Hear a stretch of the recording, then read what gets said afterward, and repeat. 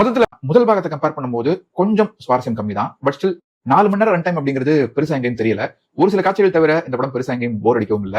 கண்டிப்பா 2000 கோடி ரூபாய் கலெக்ஷன் அடிக்கிறதுக்கான எல்லா வாய்ப்புகளும் பிரகாசமா தெரியுது. மொத்தத்துல இந்த துரந்தர் தி ரிவெஞ்ச் முதல் பார்ட் அளவுக்கோ இந்த பார்ட்டோடைய முதல் பாதி அளவுக்கோ மொத்தமா என்கேஜ் பண்ணலனாலுமே கூட ஃபேர்லி என்டர்டெய்னிங்கான ஒரு படம். விருப்பம் இருக்கிறவங்க கண்டிப்பா தியேட்டர்ல மட்டுமே பாருங்க. மொத்தமாக இந்த படம் எப்படி இருக்கு அப்படின்னு கேட்டீங்கன்னா, உங்களுக்கு துரந்தர் 1 பிடிச்சது அப்படின்னா துரந்தர் 2 உங்களை கவர் பண்றதுக்கான வாய்ப்புகள் இருக்கு. என்கிட்ட கேட்டீங்கன்னா இந்த படம் டெஃபினட்டா ஒரு தியேட்டர்ல பார்க்கணும் அப்படின்னா தாராளமாக நீங்க பார்க்கலாம்.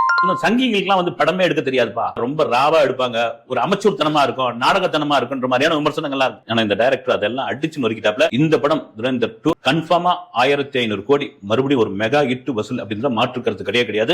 மொத்தத்தில் இந்த படம் எப்படி இருக்குது அப்படின்னு கேட்டிங்கன்னா, இது ஒரு ஸ்பை த்ரில்லர்.